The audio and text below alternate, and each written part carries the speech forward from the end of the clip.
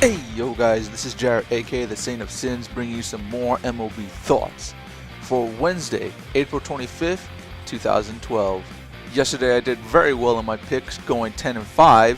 My miscues were picking Kansas City over Cleveland, Detroit over Seattle, Toronto over Baltimore, San Francisco over Cincinnati, and St. Louis over Chicago. Yesterday saw some tremendous pitching performances by the likes of David Price, Tommy Milone, Yu Darvish, Gavin Floyd, Johan Santana, Jeff Samardzija, Josh Johnson, Gio Gonzalez, and Matt Latos. All 9 pitchers combined for 63 strikeouts and only surrendered 3 earned runs on the day. Let's take a quick look at what these pitchers have done in their individual games and see how they stacked up against one another. We'll begin with Matt Latos, who pitched 7 shutout innings, allowing only 6 runners to reach base on him. Latos received early run support in the bottom of the first, where his opponent Matt Cain would surrender 2 runs. His day would come to an end in the bottom of the 7th when his offense would rally for 6 runs. This performance would rack up Latos' first win on the season and bring his ERA down to .564, and this would also mark Latos' first shutout performance against the Giants since May 13th of 2010. Moving right along, we head over to Citi Field for the matchup of Josh Johnson and Johan Santana. We'll begin with Johnson, who went 6 2/3 innings, surrendering only 1 run on 3 hits and 1 walk, while collecting 9 strikeouts. Johnson's day would come to an end after giving up a 2-out walk to Lucas Duda.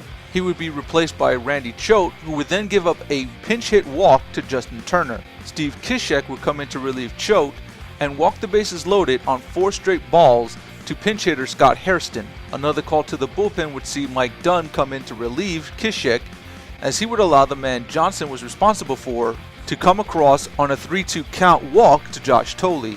On the flip side, Johan Santana would go 6 2/3, surrendering 1 run on 3 hits and 2 walks while fanning 11.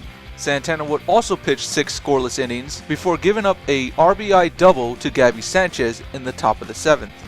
Neither pitcher would get the decision in this duel, as both pitchers would combine for 207 pitches with 134 strikes, coming across the plate 65% of the time. While over at Petco, Gio Gonzalez would hurl 6 shutout innings, allowing 2 hits and 2 walks. He would also go on to strike out 6 Padres in the 3-1 victory, in which he got his second winning decision on the season. Gonzalez has now thrown 20 consecutive shutout innings over his last 3 starts, and in that time he's only allowed 6 hits and 4 walks while fanning 21. Gonzalez now moves to a 2-0 record with a 1.52 ERA and a 85 WHIP with 27 strikeouts on the season. The next best pitching performance will come out in Wrigley, as Jeff Samardzija would hurl 6 2/3 innings of shutout ball against the Cardinals. He would only allow 6 to reach on base, 2 via the walk, while fanning 9. After his previous 2 outings, in which he surrendered 10 runs on 18 hits and 6 walks in 8 2/3 innings, this is a big bounce back for Samardzija, who now brings his ERA to .413. We now travel out to Oakland to see the pitching matchup of Gavin Floyd and Tommy Milone. First, a look at the losing effort from Floyd, who went 7 1/3, surrendering 1 run on 2 hits and 2 walks while fanning 6. Floyd would toss 119 pitches in this outing, collecting 71 strikes. Floyd would only be responsible for the run, as Derek Barton reached base in the bottom of the 8th with a leadoff walk, before being pulled out in favor of Matt Thornton, who would then give up a pinch hit double to Kurt Suzuki. Meanwhile, the 10-7 White Sox would only manage to scrap together 3 hits against Tommy Milone, as he would go on to pitch 8 shutout innings while fanning 5. The rookie left-handed pitcher now moves to 3-1 on the season with a 2 ERA and 85 WHIP with 13 strikeouts. He also collects his second shutout performance on the season. Meanwhile, the Texas Rangers continue to prove why they're the best team in baseball right now, as they get a tremendous outing from Yu Darvish, who would go 8 1/3, surrendering only 7 hits and 2 walks while striking out 10 Yankees in the 2-0 victory. Darvish now moves to 3-0 on the season with a 2.42 ERA and a 1.58 WHIP with 24 strikeouts. And finally, in Tampa Bay, David Price would hurl a complete game shutout against the Angels, allowing just 5 hits and 1 walk while striking out 6. This marks Price's first complete game performance since April 25, 2010, where he would go on to blank the Toronto Blue Jays in a 6-0 victory. Price now moves to 3-1 on the season with a .263 ERA and a .133 WHIP with 17 strikeouts. With these performances, I think we get a clear view of what the Cy Young races are going to look like by the end of the year, with some of our top performers coming out strong in yesterday's performances. Of these 9 starters, I believe the dark horse candidate for the National League Cy Young will be Gio Gonzalez, who I'm betting will be in the top 5 in voting by the end of this season. That'll do it for the retrospective of yesterday's pitching performances. Now we'll look at today's matchups and my predictions. The Rockies and Pirates will begin Game 1 of their doubleheader today, sending up Juan Nicasio to face off against James McDonald. I'll be picking the Buccos in Game 1 of this doubleheader. The Astros will send up J.A. Happ to face off against Brewers' Sean Markham.